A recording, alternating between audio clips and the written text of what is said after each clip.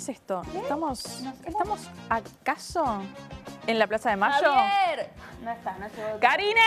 Porque viene... ¡Karina, bajá! A ellos les gusta llegar, les tienen que estar llegando ahora en la Casa Rosada. Sí, claro, Viste acá que se son trabaja. tarderos. Es el sticker de... Es el sticker de acá se Macri. trabaja, efectivamente. Claro que sí. Bueno, y no por casualidad, justamente estamos con este escenario de fondo, sino porque, bueno, este escenario que es la Plaza de Mayo ha sido testigo de momentos históricos, pero sobre todo en el último tiempo de grandes reclamos, ¿sí? Reclamos en contra de las políticas económicas de este gobierno, las políticas sociales, las políticas culturales, en fin.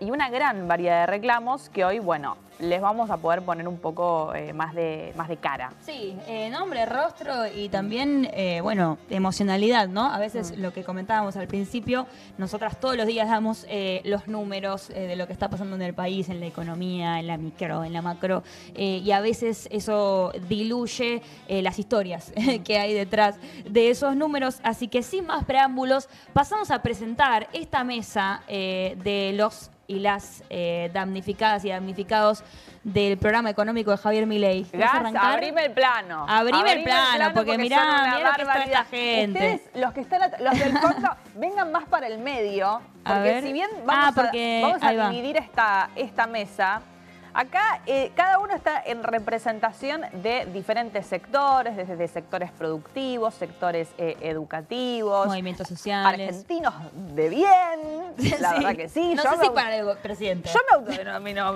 Argentina de bien, la Yo me verdad. siento de Argentina Un poco- súper de bien. un poco- Mira, pago un poco mis impuestos, trabajo, hago todo lo que una Argentina de bien tiene que hacer. Totalmente.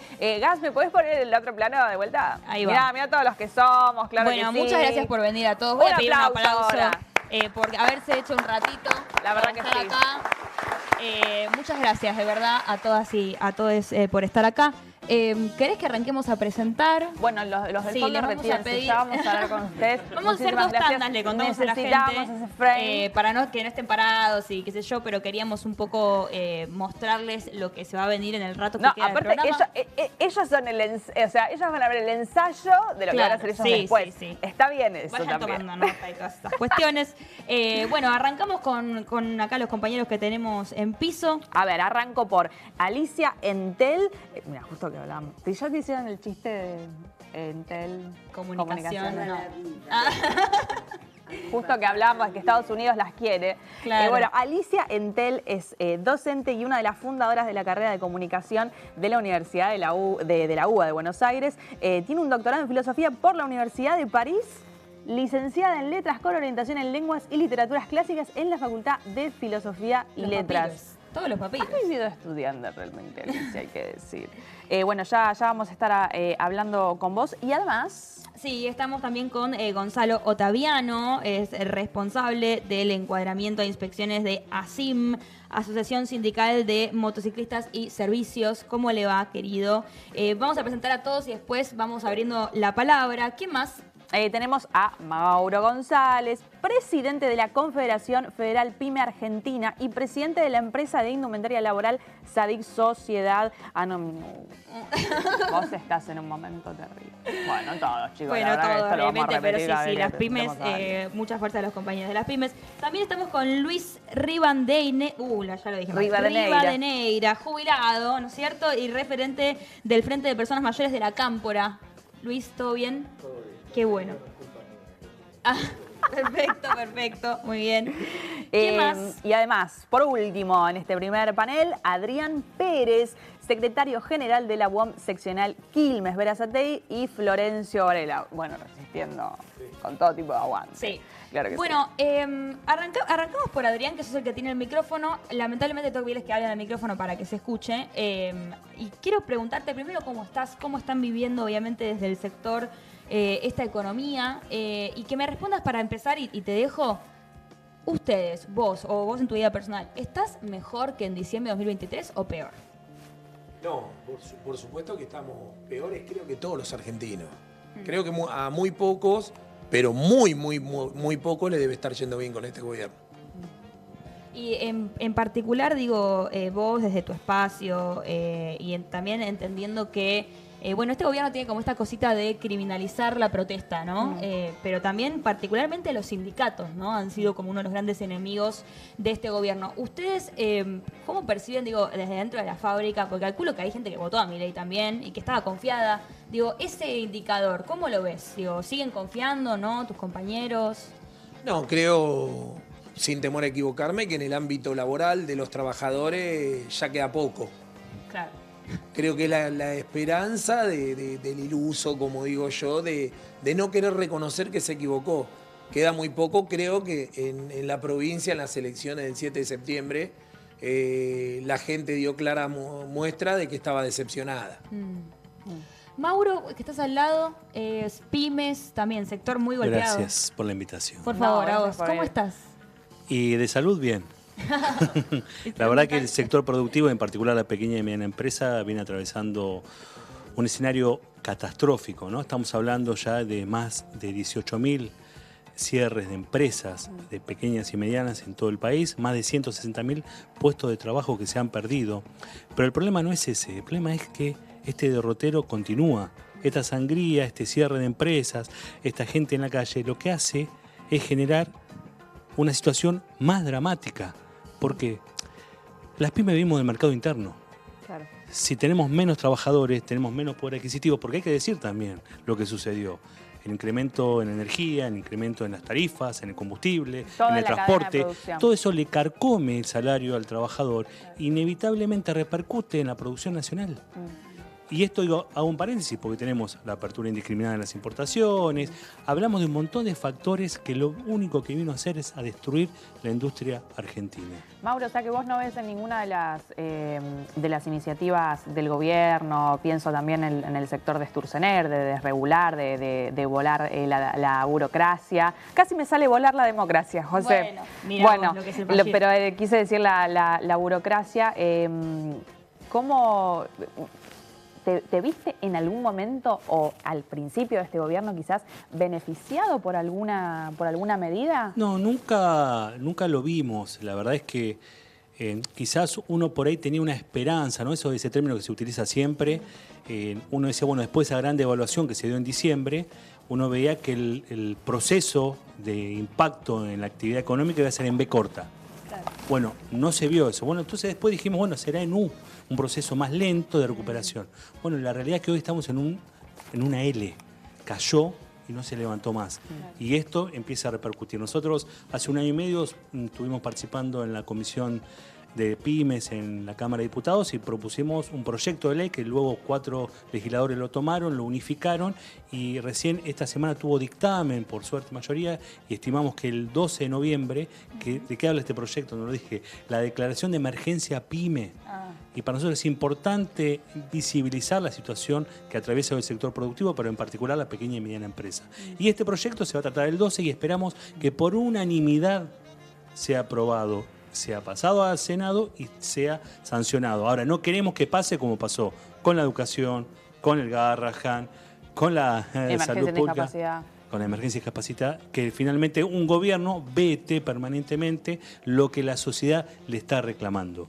Y que no promulgue que promulgue y no ejecute después. Sí, todo de parte, bueno, totalmente inconstitucional, ¿no es cierto? Alicia. Bueno. Alicia, nuestra docente y doctora en todas las letras del abecedario, realmente. Una degenerada fiscal, Alicia, decilo. Bueno, gracias, gente, gracias. Ante todo, yo provengo de un hogar muy humilde. Fui la primera universitaria de mi familia. Y si no hubiera sido por la gratuidad y el peronismo, realmente no estaría ahora siendo profesora emérita de la Universidad de Buenos Aires. Así que, primero, gracias, ¿no? Uno tiene que saber ser agradecido, saber tener historia, por favor, tener historia. El momento que vivimos es una porquería.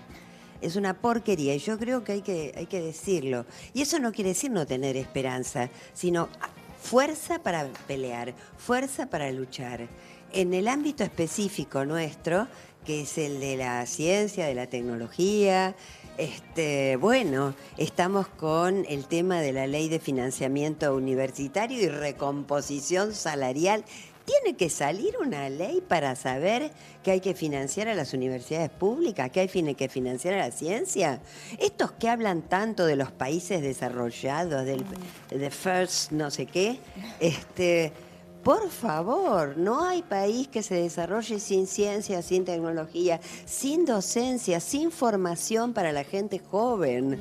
Es una barbaridad. Y además yo quiero saber, realmente, si nos ajustaron a todos, si hay menos presupuesto, ¿dónde está la plata? Bueno, es el momento Milhouse del otro día. Si hay plata para la reimpresión de boletas...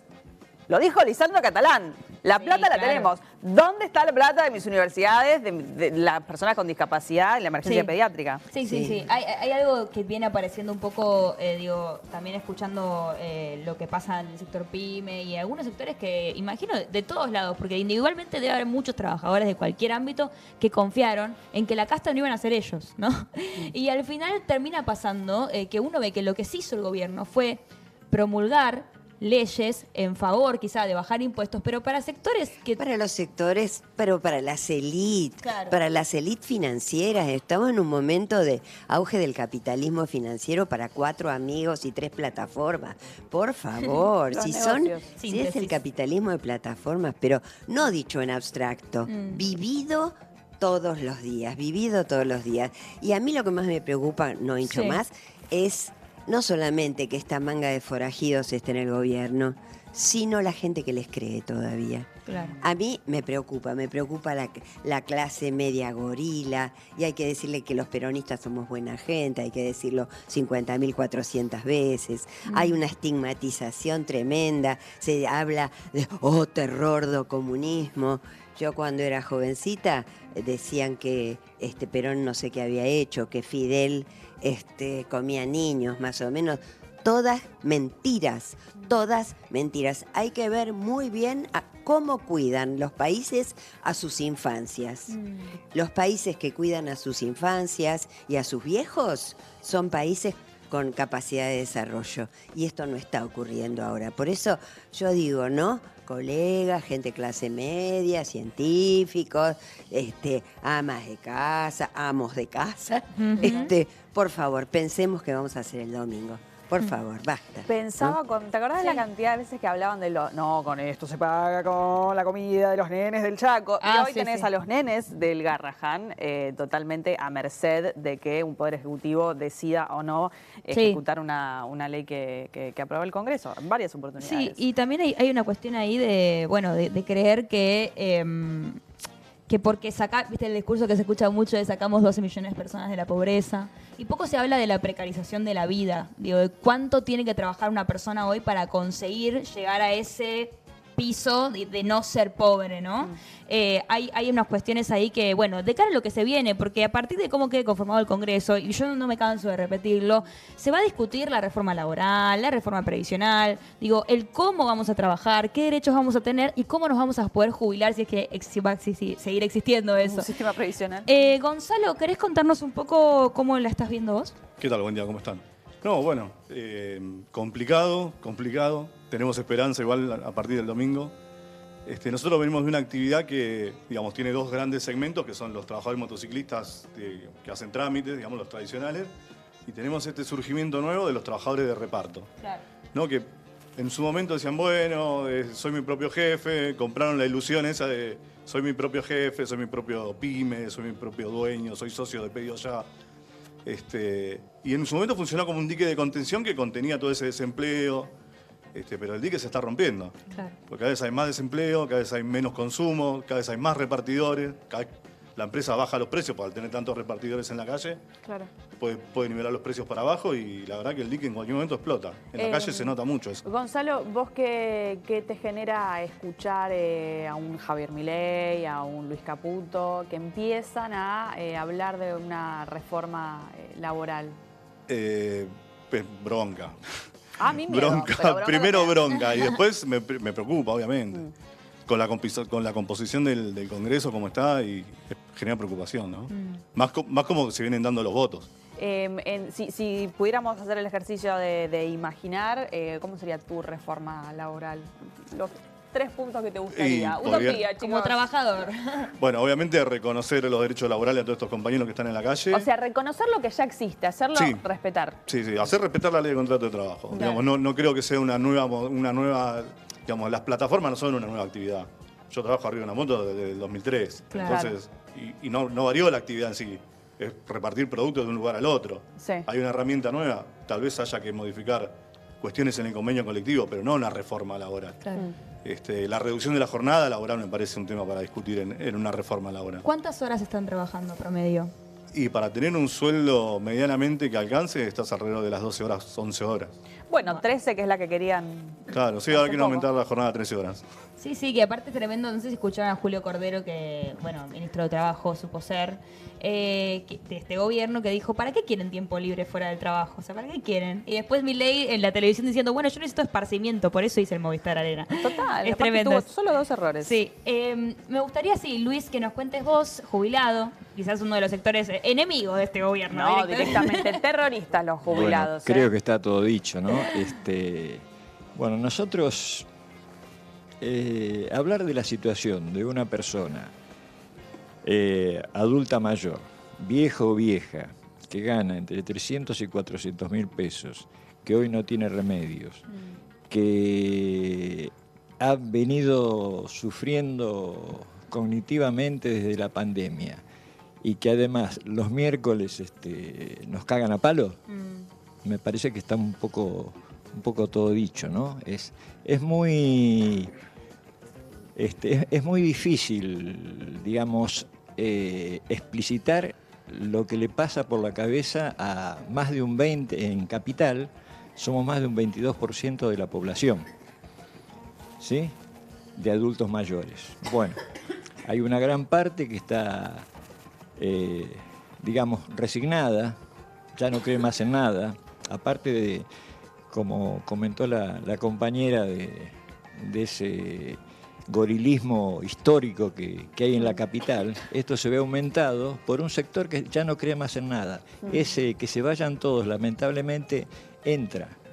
Y sobre todo el ejemplo vergonzoso que se da muchas veces de las peleas de conventillo, por decir, yo soy viejo, digo conventillo, ¿no? De los diputados y las diputadas, generalmente de La Libertad Avanza y de otros sectores aliados, es vergonzoso y da una pauta al televidente de que la política no sirve, este tipo de política no sirve más. Lamentablemente, eso afecta a todo un conjunto que tenemos que decirlo, de diputados y senadores que vienen peleándola con muy magros resultados, pero bueno, creo que cada vez va a ser con mayores aciertos, pero caen todos en la misma volteada.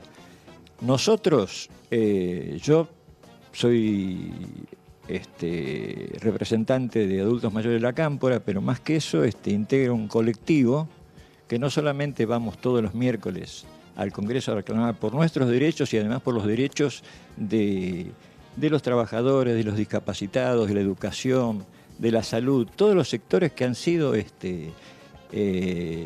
absolutamente pisoteados por este gobierno que por primera vez, yo tengo unos cuantos años, o sea, he estado detenido en la dictadura, o sea, he visto muchas cosas, pero esta mezcla de crueldad,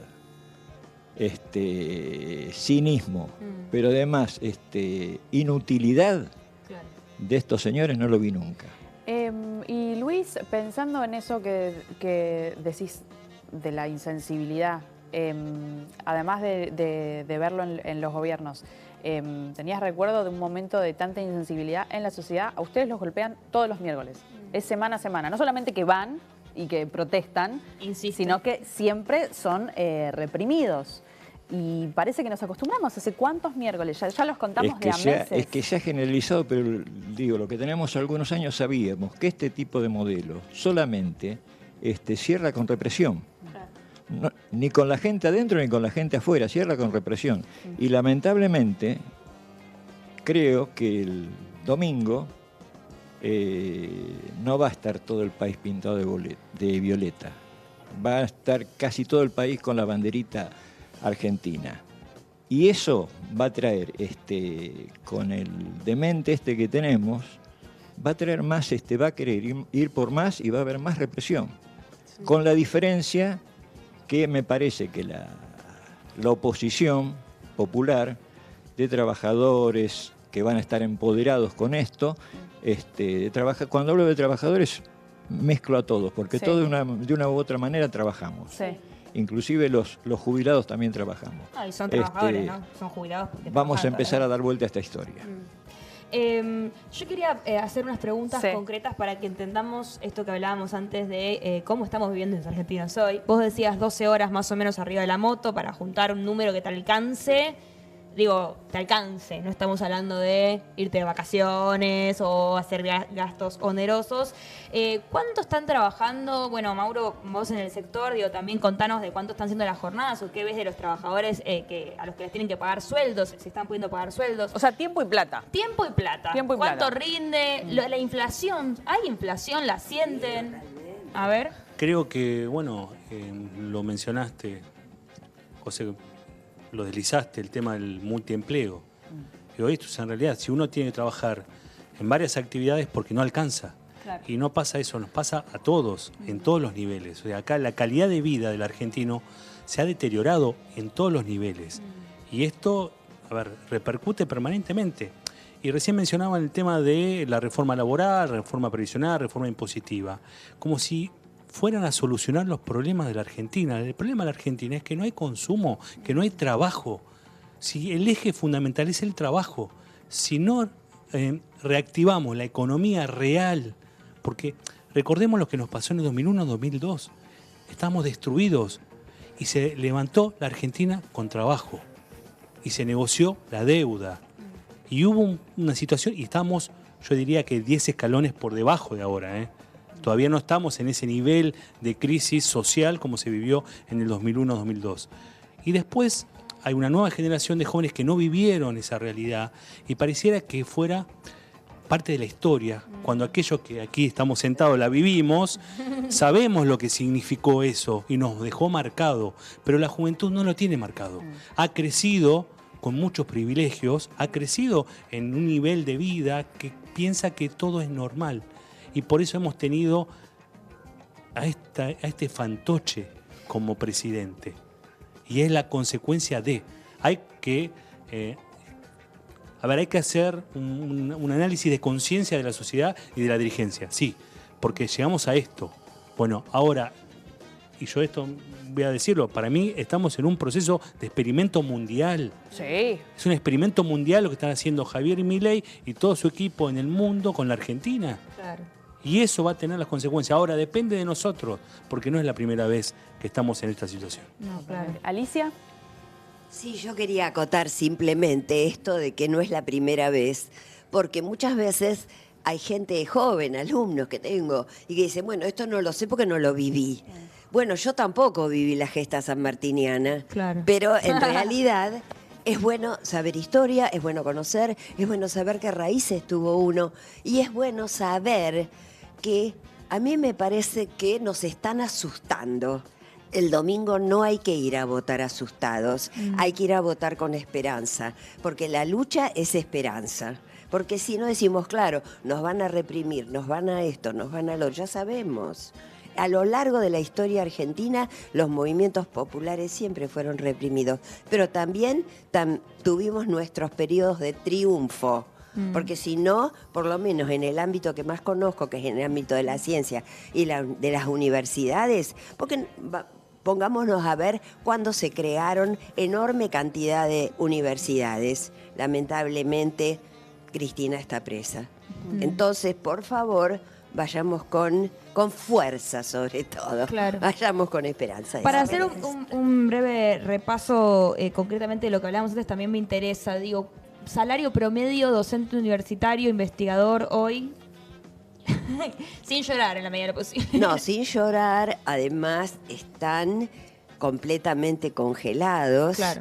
Están en unas situaciones tremendas, te encontrás con gente, qué sé yo, puede haber un profesor titular que lleva a cabo una actividad re importante que tiene cualquier cantidad de alumnos y a lo mejor no llegan a ganar 900.000, un millón de pesos por mes. Abajo de la canasta básica seguro. Pero sí, claro. Y la cantidad de las cátedras de jefes de trabajos prácticos, ayudantes, ayudantes de cátedra. Además, el tema del pluriempleo, trabajan en 3 universidades y van recorriendo, bueno, provincia de Buenos Aires ni hablar, pero también en otras provincias. Es tremenda la situación y también de muchos estudiantes que a duras penas llegan con el viático para ir a la universidad Diserción, y claro. para ir a la facultad.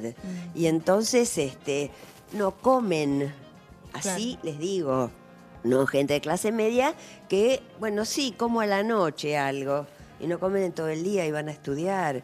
O sea, estamos viviendo una situación casi nunca vista. O por lo menos hace muchos años que no se ve semejante situación, además de cosa un poco de miseria ya, ¿no? Y de enorme dificultad para digamos, llevar la cotidianeidad, llevar la cotidiana, ¿no? Adrián, volviendo un poco al sector industrial, ahí, bueno, la misma pregunta que hizo José en torno a cómo se labura, cuánto tiempo, qué obtiene el trabajador a cambio.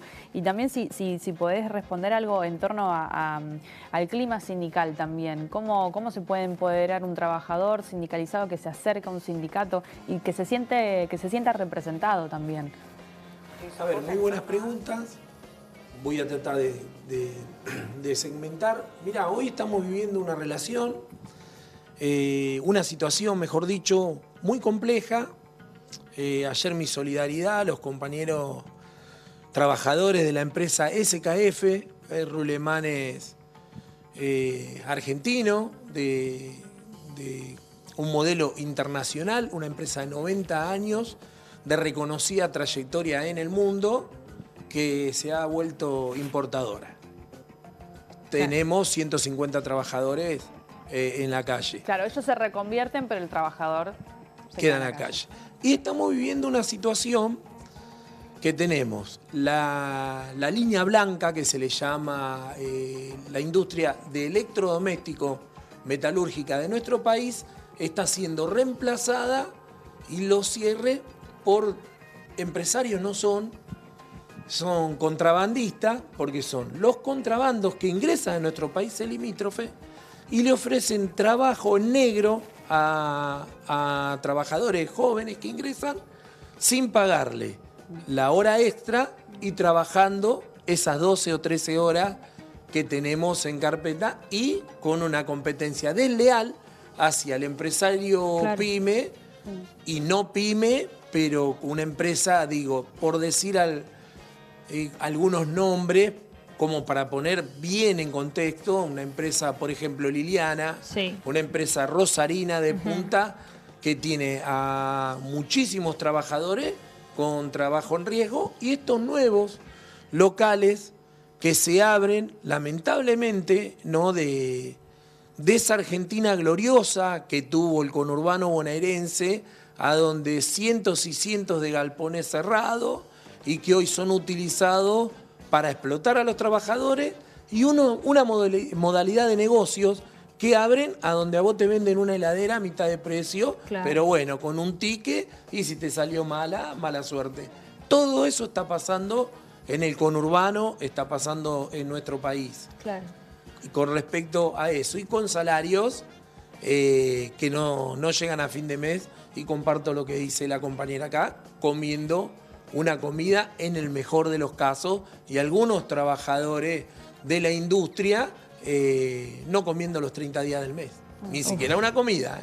Esa realidad existe, con sueldos que promedian los 900.000 pesos de bolsillo, a donde volvieron las bicicletas. Obvio. Y algunos casos trabajadores que viven cerca de los establecimientos lo hacen caminando. Esto no es una película, ni una novela, ni un eslogan para tirarle al gobierno más. No, es una realidad que viven todos los trabajadores argentinos. Es tremendo porque uno se pregunta para qué trabaja, ¿no? Sin ni comer. Me imagino lo que debe ser padre de familia, que sea único ingreso, y juntar solo 900 lucas, tener que... para cerrar me gustaría, y ya darle paso también a los otros compañeros que están allá, me gustaría preguntarles qué país se imaginan, en cada uno en su sector, o qué se imaginan que puede llegar a pasar si esta situación que están viendo hoy se perpetúa en el tiempo, si el gobierno sale empoderado de las elecciones del domingo. Digo, ¿cuáles son las consecuencias que ven de profundización de estas crisis? Lo sintetizo en las palabras de nuestro Papa, fallecido Francisco, que el sueño de la élite de nuestro país es latinoamericanizar a la Argentina. Tener un país sin clase media, a donde estén los ricos mucho más ricos y los pobres mucho más pobres. Creo que el gobierno no atendió el resultado de septiembre en la provincia de Buenos Aires. Y me parece que este domingo es clave que la sociedad manifieste lo que está viviendo, porque la realidad es que no vamos a tener Argentina. Con un escenario de continuidad de este tipo de gobierno no vamos a tener industria, no vamos a tener trabajo, no vamos a tener educación, no vamos a tener salud. Vamos a ser un país totalmente, y esto no quiero sin desmerecer, un país africano. Y eso no nos debemos. Un país que ha sido el faro a nivel, el foco, el faro a nivel mundial en Latinoamérica. Entonces tenemos un desafío por delante. El domingo es clave, hay que ir a votar. Todos tenemos que ir a votar. Es importante emitir un sufragio porque es la voz del pueblo, y eso es lo que tiene que cambiar. Sinceramente yo no quiero imaginarme que esto sigan, no, porque los niveles en menos de 2 años a los que llegó la destrucción, a ser pomada todo, si siguen sin obstáculos, sin frenos, ya cuidado, no va a haber vidas tampoco. Porque la gente que no tiene el remedio oncológico se muere. La gente, los niñitos del Garrahan, si no pueden ser atendidos, se mueren. Porque muchos dicen, no, lo que pasa es que no quiero la violencia. Entonces no quiero que haya gente en la calle y no quiero muertes. Está muriéndose gente. Entonces no quiero pensar esto. Quiero que le pongamos un freno como corresponde el domingo y después también en las urnas y en la calle. Bueno, acá recién el compañero dijo, nos parecemos a un país africano, y hace poco un técnico alemán dijo que nos parecíamos a Senegal, así que Bueno, ya nos están acercando bastante. Acá el compañero también citó al Papa Francisco y el Papa dijo hagan lío, así que me parece que tenemos que empezar a hacer lío de verdad. Sí. Luis. Bueno, yo soy absolutamente optimista. El domingo vamos a ganar en casi todo el país y acá en Capital vamos a tener una muy buena elección. Eso nos va a dar el aire y la fortaleza necesaria como para seguir luchando, porque además como peronista estoy absolutamente seguro que tenemos un proyecto. Lo tuvimos en el 46 y lo tuvimos con Néstor y Cristina. Lo que hay que hacer es empezar a preparar un programa, ¿sí?, adecuado a los nuevos tiempos, a todas las nuevas modalidades. Si tiene que haber una reforma laboral, tiene que ser con los trabajadores, participando en esa reforma. Lo mismo con una reforma previsional, lo mismo con una reforma fiscal y fundamentalmente con una reforma judicial. Con esta corte que tiene presa injustamente a nuestra conductora, a nuestra líder, es imposible tener una patria libre y soberana. Justa va a ser cuando Cristina esté nuevamente en libertad. Qué buen cierre, un aplauso. Muy buen cierre, chicos, la verdad, un aplauso. ¿Verdad? Muchísimas gracias por venir, de verdad todos, el tiempo vale oro, así que les agradecemos mucho que hayan venido a compartir lo que están viviendo, su mirada. Y bueno, a votar el domingo, gente. No sé, espero que el lunes manejamos un poco mejor. Les pedimos si se quieren levantar y darle paso. La verdad, pasen por atrás de la cámara, claro que sí. Ay, hay Así todas que las instrucciones. Che, Muchas qué lindo gracias, se ve el chicos. plano, Muchas gracias. Bueno, la me gustaría tuvimos a saludarlos a todos. Alicia Antel, Gonzalo Otaviano, Mauro González, Luis Rivadeneira y Adrián Pérez. Y ahora que pasen los desgraciados. Que pasen los desgraciados. Bueno, un poco y bueno, la verdad que desgraciaditos sí, un poco somos sí. Qué todos. tremendo. Yo. Eso pensaba, ¿no? En la metáfora de África, que obviamente uno no quiere ser ofensivo, pero entiendo perfectamente a lo que van Es los un compañeros. continente colonizado, Eso. abandonado por el ¿Qué mundo. tienen en común? Usado como un basurero. África y Argentina, bueno, Explotado. haber sido colonia, ¿no? Y lo que estamos viviendo es una nueva forma de colonialidad, de colonialismo, ¿no? Colonialismo financiero, con el que están obviamente condenando el futuro de los nuestros. Arrancamos a presentar a la mesita nueva, ¿te parece Bueno, bien? con ustedes Mesaza. no pude conversar mucho, así que yo voy a decir los nombres. Y van a decir, presente. Igual los reconocemos. Cristian Ayala, parrillero y responsable de espacios públicos de la UTEP. Bienvenido. ¿Qué tal? ¿Cómo va? También tenemos a... Maximiliano Varo, miembro del directorio de la Cámara Federal Argentina de Fabricantes. ¿Cómo? De gas envasado, exactamente. Acá tengo gas licuado, pero es lo mismo, efectivamente. Gracias por venir. Garrafas, las buenas garrafas que consumen tantos argentinos. Sí, Julia Benito, ¿qué tal? Ya amiga de la casa. Hola. Sí, la verdad que sí. Próximamente un programa para Julia, acá realmente en EVA. Hice ese mismo chiste. Ah, bueno, Bueno, bien. bueno, Se empieza a rosca trabajar activa. de a poco. Gracias, Julia, por venir. Ella es presidenta del Centro de Estudiantes de la Facultad de Ciencias Exactas y Naturales de la UBA. Y nos queda... Jeremías Incico. Perfecto. Investigador del CONICET, bueno, la gente de los pepinos. Aparte, docente en el Instituto UBA CONICET y del Departamento de Química Biológica de la Facultad de Farmacia y Bioquímica de la UBA e integrante de la agrupación Rolando García. Bueno, muchas gracias. Muchas chicos. gracias a todos. Yo quisiera arrancar por el trabajador de la economía popular, si le parece bien, el caballero, el parrillero de la sala, el que no vende los choris en las marchas, hay que decir. ¿Cómo está el sector más que olvidado por este gobierno también, no? Tal cual, buen día. Bueno, ya me presentaron. Soy parrillero, trabajador del espacio público, quien ya tengo trabajo hace muchos años. O sea, no estoy necesitando un trabajo, sino estoy necesitando derechos laborales, claro, o reconocimiento o una ley nacional donde nos abrace a todos. Porque como estaba escuchando a la anterior casualmente que estaban hablando, docentes y demás cosas, nosotros somos los últimos del eslabón, como quien dice. Todo aquel profesional que tiene una carrera, docente, inclusive científico, los fines de semana terminan haciendo feria en el trabajo de la economía popular, que es lo que nosotros hacemos, y lo que no está reconocido como trabajo todavía. Es más, nosotros no estamos pidiendo ni milagro ni tareas, sino que reconozcan nuestra actividad como lo que somos. Nos queremos jubilar y aportar como lo que somos. Muchos mitos tratan de demonizarnos y de poner los palos en la rueda, pero sin darse cuenta, el ascenso social en este país era por intermedio de la educación. Tenía entendido que mis hijos, yo los mandaba a la escuela para ser educados, para que tengan un mejor futuro. Y bueno, eso está roto, ya lo sabemos, que está roto, por eso tenemos los compañeros en un multisectorial trabajo. Trabajan en una fábrica, en una empresa, venden, van a hacer la changa, bajan y suben garrafas si pueden. O sea que está compleja la situación para todos. Nosotros lo estamos notando, somos el termómetro de la calle, estamos viendo la necesidad de uno y del otro.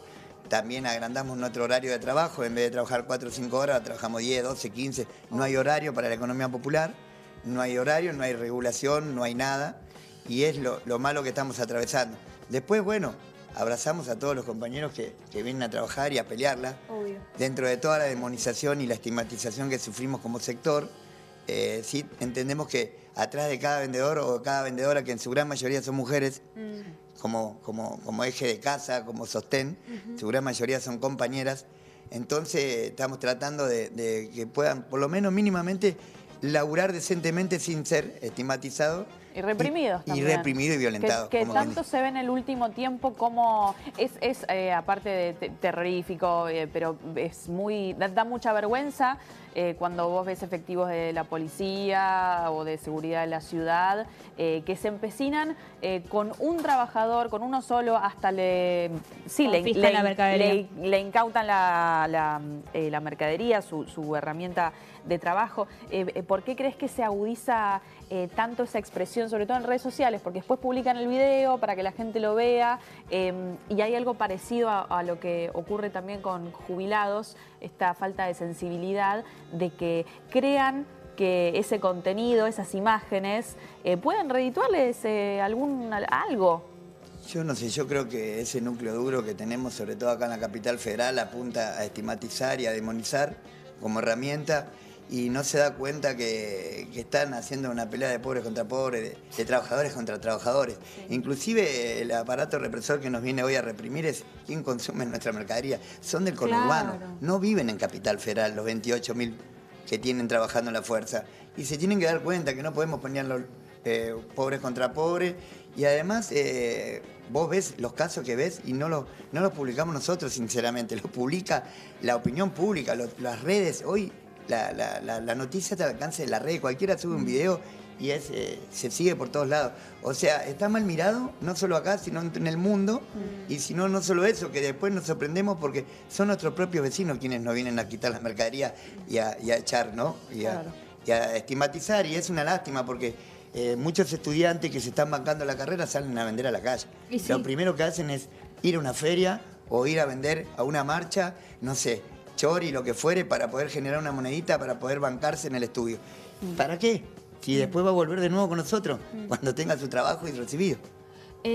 Maximiliano, me gustaría que nos cuentes vos cómo están viviendo las del sector. Bueno, la garrafa es todo un tema, ¿no? En general, porque también ha aumentado mucho y en general, bueno, no quiero hablar por vos. Contanos qué estás viendo. Mira, nosotros tenemos un problema en el sector que arranca a partir de un decreto que se hizo este año, en el 2025.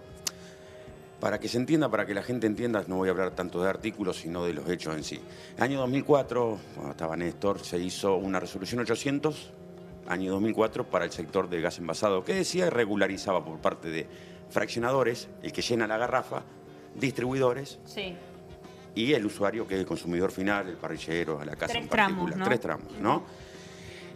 Vino corriendo, esto hasta el 2025, que el gobierno larga un decreto a donde elimina ciertos artículos, por ejemplo, la competencia actual, lo que es la competencia desleal, lo que es posición dominante, y eliminando prácticamente a la distribución. ¿Qué le dice a las plantas fraccionadoras que son, digamos, hoy por hoy que tiene el dinero? Sí. Bueno, eliminamos al distribuidor. Ustedes pueden vender libremente a cualquiera y eliminamos al distribuidor por un decreto, ¿no? Donde decía que el gobierno tenía que velar para que no haya posición dominante. En la ley 26.020 el gobierno tenía que velar para que no haya posición dominante ni esto que está sucediendo. Bueno, este gobierno lo eliminó ese artículo. Eliminó todos los artículos que nos protegían a nosotros. Imagínate, hoy por hoy una situación, nosotros tenemos comercios, le compramos a una empresa, que esa empresa le vende más barato a mis comercios que me lo vende a mí. Entonces se hace imposible competir. Vamos a redondear. Por ejemplo, vos recibís la garrafa a 10 pesos por un número X y vos tenés un cliente que la paga 9. Y se la compra directo el que la fabrica. Claro, la intención de la planta fraccionadora es eliminarnos. Claro. Y a la vez, él flexibilizó la seguridad. ¿Qué es lo que quiere decir? ¿Qué problema es? Ese es un tema bastante duro. ¿Qué es lo que quiere decir? Formaron un montón de distribuidores clandestinos que tienen depósitos en su casa, peligro de explosión, y flexibilizaron. ¿Qué hacen las plantas fraccionadoras? Como hicieron, hubo aportantes de campaña. Ahora, ¿qué pasó? Le regalaron todo el mercado. Nosotros estamos en el medio, somos 190 distribuidores aproximadamente, son 3.200 empleados, tenemos auditoría, seguros, todo lo que refiere al gas envasado, todo en peligro. Porque claro, directamente nos están absorbiendo, pero en una forma abrupta. O sea, estamos hablando que nos estamos fundiendo prácticamente en 50, 60 días. En mi caso particular, nosotros debemos dinero a la planta fraccionadora porque nos tenemos que tomar el fiado porque ni siquiera tenemos para poder pagarle a la gente. Claro. Entonces, en vez de velar seguridad, ¿esto qué hace? Cuando hay 190 distribuidores habilitados a nivel nacional, ¿qué hace el distribuidor? Uno lucha por supervivencia. Es así, cuando empiezan las crisis, ¿qué hace? El empleado que lo tenía en blanco lo pone en negro. La camioneta que por ley tiene que tener 10 años de antigüedad y compras una que tiene 30. Empezás la garrafa que la tenés en un galpón habilitado, lo cerrás y lo pones en un galpón trucho, no pagás ningún impuesto, comprás todo en negro, entonces tenés una forma de decir, bueno, vamos a empujar el carro hasta que se termine esto. Nosotros, por nuestra parte, nosotros hicimos presentaciones, estuvimos reunidos en la Secretaría de Energía, inclusive Sturzenegger. Nosotros teníamos el teléfono, que estábamos en un momento, le mandamos un mensaje, está el mensaje, y nos dijo, ustedes son los que quieren cortar la libertad. Cuando hablamos de libertad... Oh, Dios mío. Sí, libertad sería poder trabajar. No, cuando hablamos de libertad, no puede ser una libertad así como ellos la explican. Si yo soy un distribuidor y la planta fraccionadora me está vendiendo a mis clientes más barato y fabricándome distribuidores clandestinos que no pagan nada, claro. Y obviamente la rentabilidad mía cae, tenemos que echar a la gente, nos comemos un montón de problemas, la gente también se queda sin trabajo y bueno, y encima la seguridad, que tanto velamos por la seguridad, porque, por ejemplo, en mi pueblo yo tengo un jardín de infantes a 150 metros de un distribuidor que tiene 200 garrafas. Ay, Dios mío. Y bueno, sí, pero nadie puede decir nada. Para que vos tengas una idea, la Secretaría de Energía hoy sale a inspeccionar solamente a los distribuidores habilitados. Si vos denunciás a uno que formó un garrafero trucho, no le van, pero te van a vos. Claro. Entonces el sector está en una crisis terminal, tanto económica, hay distribuidores, YPF Gas, por ejemplo, esto me hago cargo y responsable yo de lo que digo, está entregando a sus distribuidores. O sea, lo estás dejando fundir, los endeuda, los embarga y no les lleva producto. YPF Gas, ¿eh? ¿Por qué? Porque obviamente yo soy un distribuidor de YPF, todo en regla, ellos todo en regla, sale a distribuir. Le venden la garrafa más barata de lo que le venden a ellos. Se están endeudando. Sí, es como que son desregulaciones que terminan por... El costo lo pagan los trabajadores, los Año pequeños... 2004, en la resolución decían, por ejemplo, que los distribuidores tenían que tener contratos en las empresas. Eso Claro. lo eliminaron. Entonces, no tenés contrato, no podés quejarte, te venden el gas más caro, te fabrican distribuidores clandestinos, no tenés formas. Nosotros pedimos ahora, presentamos en mesa de entrada y pedimos, ¿cómo se llama? Un amparo. Sí. Hicimos un anticonstitucionalismo, algo así con el abogado, y bueno, estamos a la espera. Pero el problema nuestro es que nosotros no tenemos las importadoras de afuera que nos hacen la competencia. No, ustedes son distribuidores. No claro. hacen la competencia a lo que nosotros le compramos. Claro. Es terrible la posición dominante. Sí. O sea, es lo mismo que yo quiero ir a pelearme con un nene de 3 años con un chico de 20, 25. Claro. O sea, Pero acuerdo entre privados partes iguales. No, pienso Claro. también en la velocidad con la que se pueden dar algunas cosas, ¿no? O sea, personas llegando, o sea, hablando de lo que decía Maxi, ¿no? En los próximos meses y no sabemos lo que va a pasar. Y pensando en otro sector, que cuando se piensa en la educación universitaria, cuando se piensa en la investigación, muchas veces los daños que se generan muchas veces se ven en el momento, pero otras veces hay que calcularlos en años de pérdida. Y pasándole la palabra a Jeremías. Lo último que te voy a decir, nosotros no tenemos escapatoria. No. Nosotros le compramos a los que nos están fundiendo. No podemos comprarle a otros, porque no hay muchos. Y se ponen de acuerdo entre 4, que son los que dominan. No puedo decir las empresas porque estuvimos recibiendo, yo particularmente, en algunos distribuidores estuvimos recibiendo amenazas para que no presentemos ciertas cosas, que no iban a fundir rápido, que no podía llegar a pasar algo. Sí. Tenemos mensajes, ya vamos a hacer las denuncias correspondientes de una empresa muy poderosa y dependemos de eso. O sea, le tenemos que comprar sí o sí. Ellos saben que nosotros les tenemos que comprar sí o sí. No podemos comprarle a otros. Y ellos saben que nosotros en 30 días, 40, 50 días nos fundimos. Jeremías o Julia, sí, está bien. Jeremías. La pregunta tenía que ver un poco con cómo se va perdiendo ese capital educativo, bueno, la fuga de cerebros, ¿no? Y pienso también en las oportunidades perdidas en el sector. Vos, bueno, venís de investigación en el CONICET, imagino también muchas tristezas de gente teniendo que irse de su país porque recibe mejores ofertas en otro lado, porque directamente acá no llega, o, bueno, quienes deciden permanecer. Pero sobre todo pensando en la pérdida de oportunidad de la Argentina y su capital educativo que tiene. Bueno, primero gracias por invitarnos.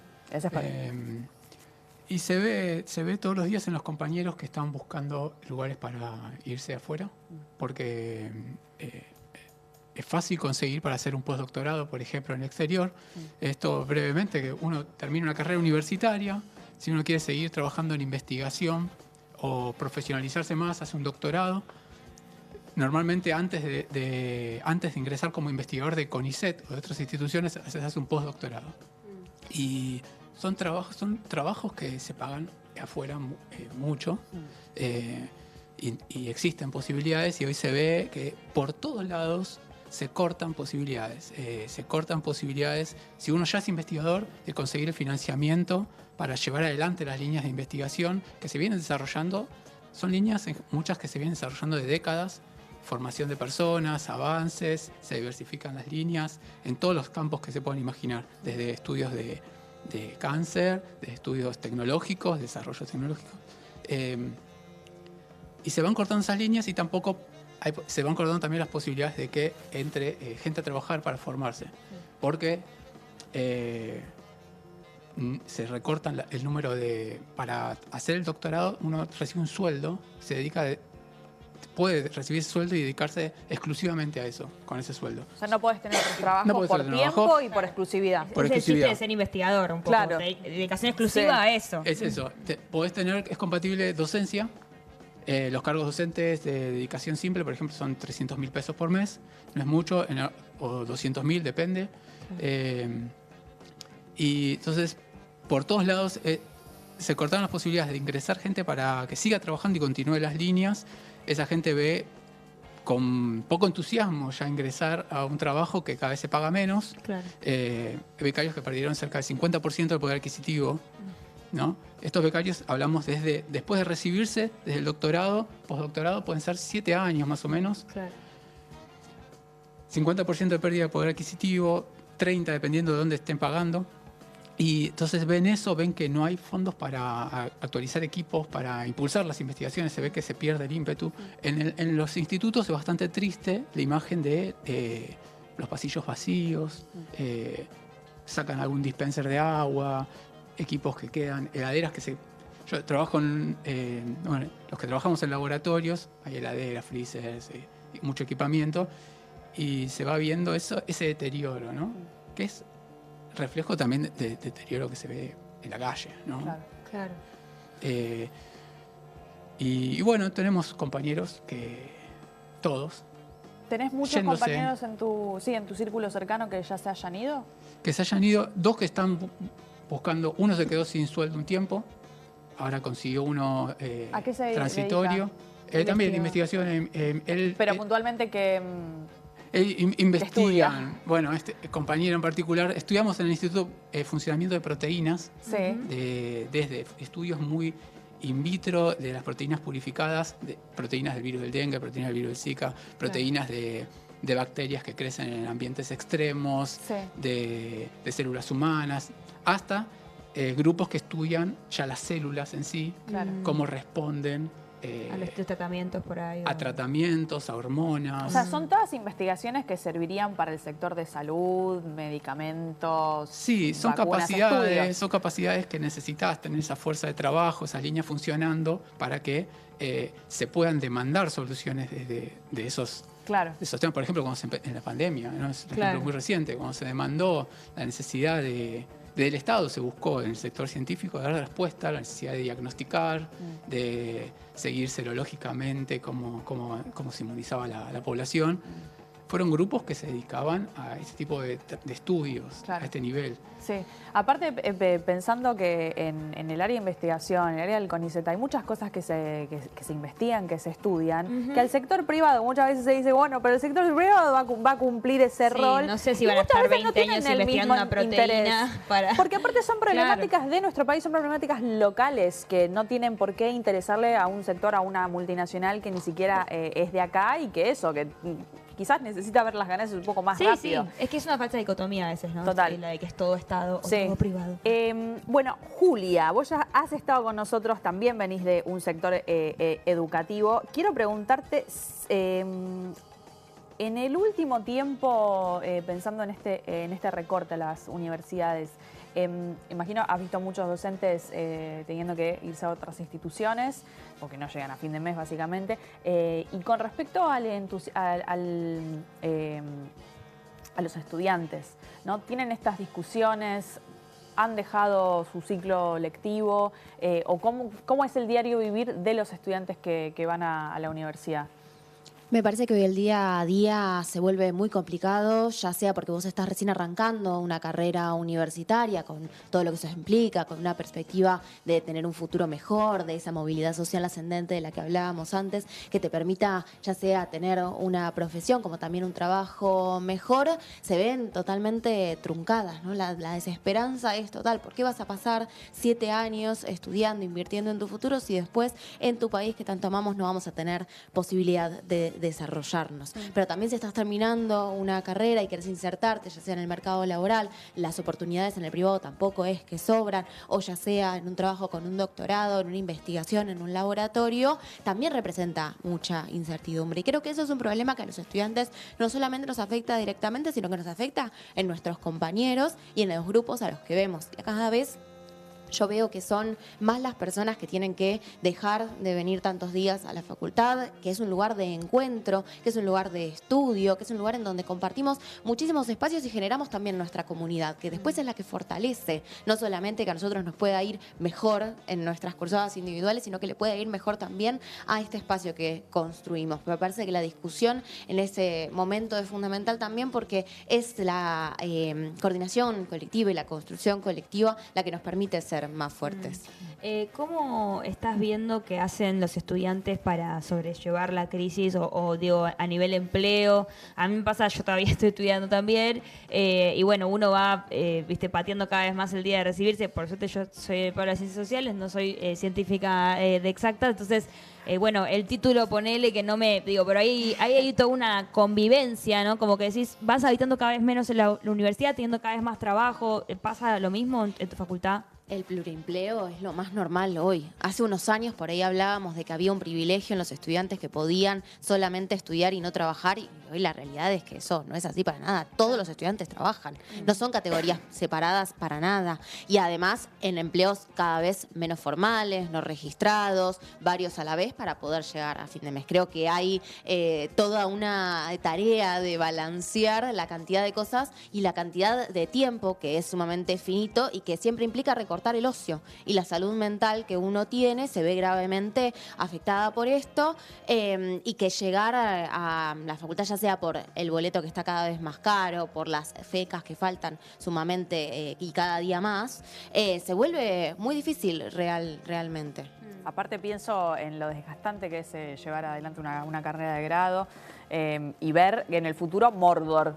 Cursamos más o menos 25 horas semanales. Claro, imagínense pero cómo hacemos con es todo una ese forma tiempo. también de cuando uno piensa en... Cuando uno dice, nos roban el futuro, están cercenando derechos, es un poco también un estado anímico. Bueno, creo que los cuatro desde puntos diferentes expresan un poco la misma idea, algunos con más urgencia que otros sectores que lo vienen sufriendo hace muchísimo tiempo, pero... Creo que no hablamos lo suficiente de la cuestión anímica, de cómo esto realmente hace que te replantees, no solamente por el llegar a fin de mes, te replantees tu vida futuro, a qué cosas tenés posibilidad de soñar. Sí. Pongo un ejemplo, pero que es bastante constitutivo. ¿Tengo hijos o no tengo hijos? Claro. ¿Estudio o no estudio? ¿sigo esta carrera que me y gusta? todos los o incentivos no están. ¿Me pongo una ni para pyme o no me tener, pongo una pyme? a tus trabajadores registrados, ni para mandar a tus hijos a un buen colegio. Es como que nada pareciera tener una recompensa. ¿Ustedes cuántas horas están metiendo jornada laboral por día? Como para también poner términos ahí. El que quiera puede responder, Julia. A nosotros nos exigen 40. Sí. Depende de cuando se suma docencia, depende del estadio del trabajo. Hay veces que hay muchas líneas que tenés que ir igual los fines de semana porque tenés células, tenés animales. Obvio. O estás en un periodo que tenés que terminar para finalizar. Siempre hay fechas límites para entregar cosas y aparte es un trabajo que muchas veces se sigue, lo seguís. Haces un experimento, después lo seguís analizando en tu casa. Así que es bastante amplio claro, eso. Es como la exigencia, pero siempre son más que esas 40, digamos. Claro. No, yo te ¿Vos? puedo decir que... No, Vos no hay todas que- las horas, 4 horas del día. 24/7, calculo Claro. que cualquier trabajador de la economía popular Sí, está sí. 24/7 viendo qué puede vender, cómo venderlo. Inclusive hemos innovado, nosotros hemos innovado. Fuimos los primeros en aceptar a MP Claro, y hacía Mercado publicidad Pago. con nosotros, aceptarlo, porque en todo el país, QR. federal, sin contarse los vivos que hacen nuestros vendedores, inclusive de economía popular, en el Facebook, en diferentes redes. Ah, mirá. Cómo venden y hacen punto de encuentro. Hoy las multinacionales como esas empresas de hamburguesas que existen Sí. son de punto de encuentro para los que van a vender y comprar algo. Llevo, traigo, voy, vengo, me encuentro acá en este punto, te Sí. llevo, te vendo. Y el consumo está... El consumo está caído, está por debajo. Yo no sé, no entiendo las personas que calculo que habrán estudiado en economía. ¿Cómo hicieron para bajar el consumo? Mataron a todos en el camino. No Claro. se dieron cuenta, pero esto es del pizarrón. Los vendedores ambulantes no pedimos préstamos para No. pagar préstamos. Arranquemos por ahí. No, los vendedores ambulantes, como yo, como me consigo yo no pido préstamo para pagar un préstamo, para arrancar. Y después, ¿cómo puedo yo pretender crecer y desarrollarme sin consumo? Claro. Sin pymes, sin empresas, sin productores. Nosotros que tenemos productores, distribuidores y comercializadores, como también tienen los otros sectores, es una cosa inexplicable cómo piensan que vamos a resurgir sin consumir, Claro. sin apostar a lo propio, a lo nuestro. La verdad que no entiendo, bueno, lamentablemente en nuestra historia siempre, como hablaba la profesora hoy acá, nuestra historia siempre nos cuenta que son los menos o los más incapaces los que terminan tomando las decisiones por el conjunto del país, porque uno al votar decide quién va a decidir por él los próximos 4 años. Pero no se crean porque la gente nos ha metido miedo, nos han metido que nos van a reprimir, que nos van a golpear. No es que no salimos a la calle, siempre estamos en la calle. Y no solo eso, salimos para votar ahora. Sépanlo que el arma más filosa viene el domingo. Ya lo viene demostrando y esperemos que continúe así. Por mi parte, nosotros ya no le vemos mucha solución, o sea, no es como que ellos tienen esperanza, porque a nosotros, al habilitar esta ley que le permite vender a nuestros clientes, ya perdimos territorio y en velocidad luz, en 2 años formaron plantas fraccionadoras, Claro, te tenés que depósitos por... reinventar, no te queda otra. por ejemplo, nosotros yo soy de la ciudad de San Nicolás, pero tenemos un negocio. Ya una planta fraccionadora puso un depósito ahí, ya lo puso, ya salió.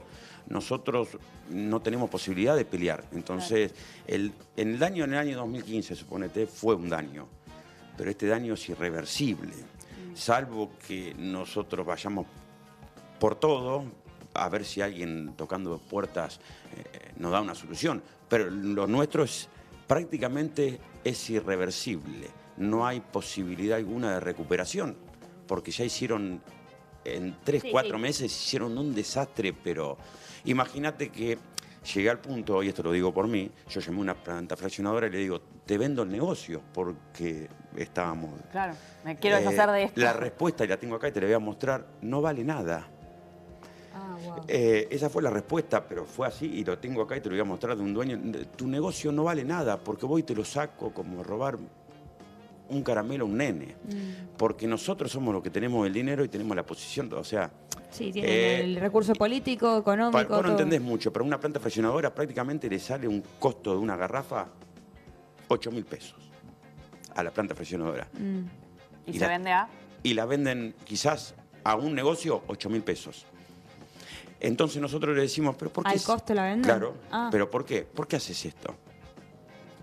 Si no ganas dinero. Sí, pero vos te fundís y después me va a quedar todo para mí. Sí, pueden proyectar cosas que... No, ustedes es que es imposible formar un depósito nuevo después habilitado porque Claro. vale muchísimo dinero. Imagínate que una camioneta, un utilitario, hoy vale cerca de 50 millones de Sí, pesos. sí, sí, entiendo. Tenés que hacer un depósito que vale 200, 300 mil dólares. Una vez que te fundiste, tenés que volverlo a hacer. Es imposible y no hay rentabilidad en el sector. Y ellos lo saben.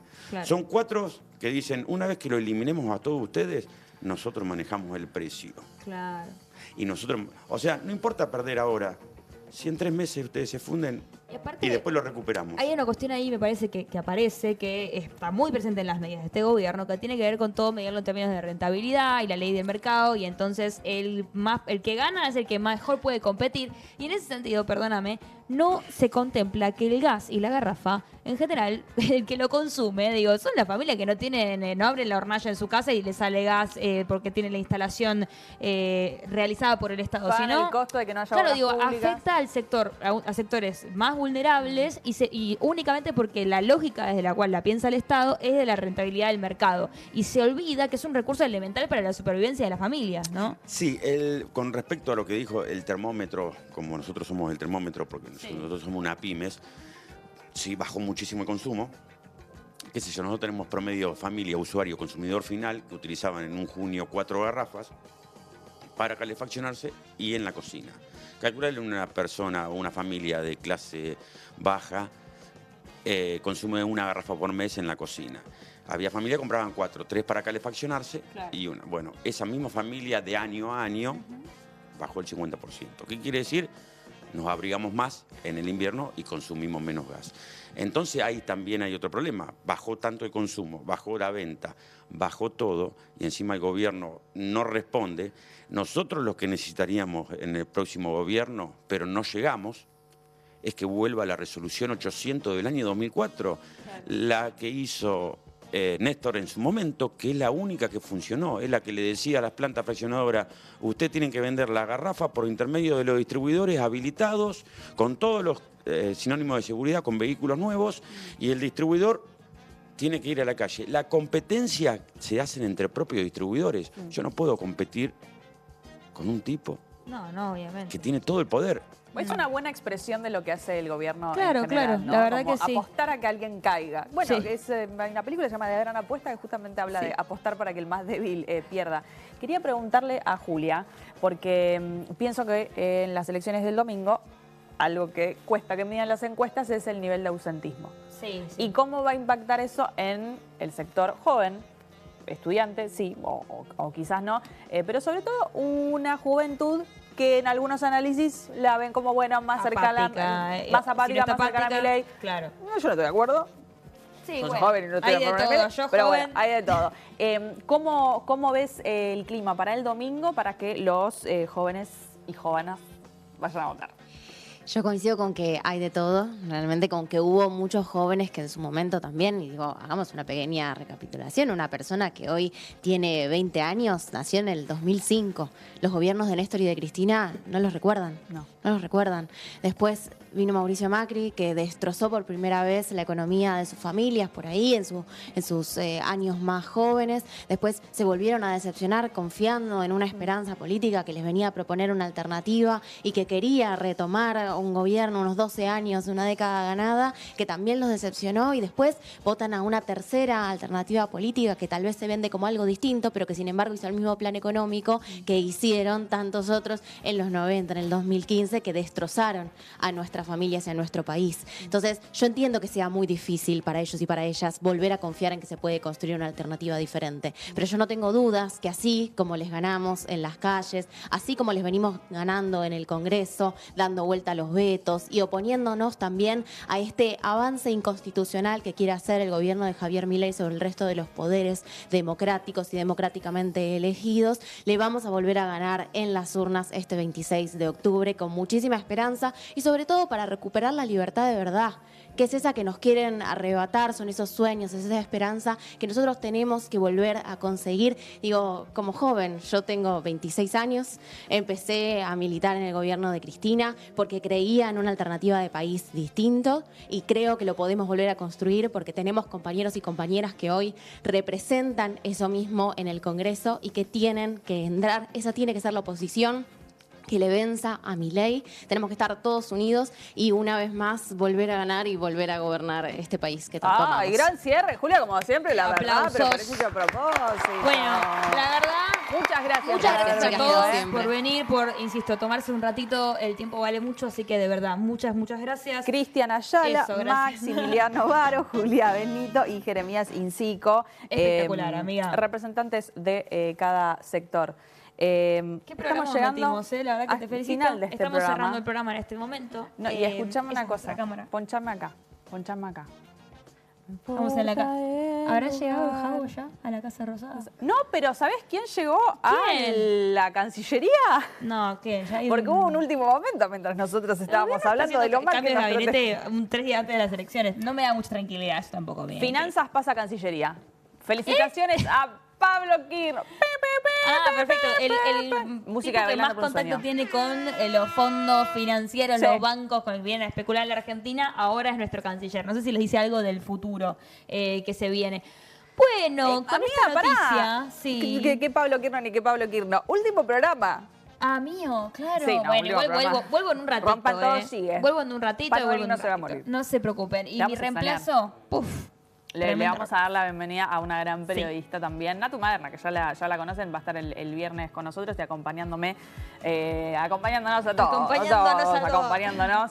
Bueno, amiga, la mejor de las suertes. Sí, gracias. Y nos vamos con una invitación a la gente. Chicos, hay que votar. Vayan a votar, todavía va a quedar el programa de mañana, se va a volver a Háganse insistir un sobre esto. plancito. Quiero agradecerle a Juanma Romero, que fue quien produjo junto a Manu Paul, también coordinador de este programa, esta mesaza que tuvimos en el día de la fecha. Sí. A Gassi y a Xavi, que hacen posible la técnica, también un despliegue tremendo acá de croma, con los micrófonos, Con la pim, Plaza pum, de pam, Mayo. la Plaza de Mayo. A Tati por ponerle cabeza, a Sari por el corazón y a vos, Vera Ferrari. Por los órganos. Existir. que quedan. Bueno, nosotros nos vemos el viernes, último día. Sí. Somos streaming, así que no sé si hay veda. No sé, vamos a hacerlo. Vamos a seguir hablando de lo que Bueno, siempre nos hablamos, vemos ¿no? el lunes también, qué sé Dale. yo, nunca. Chau. Sueño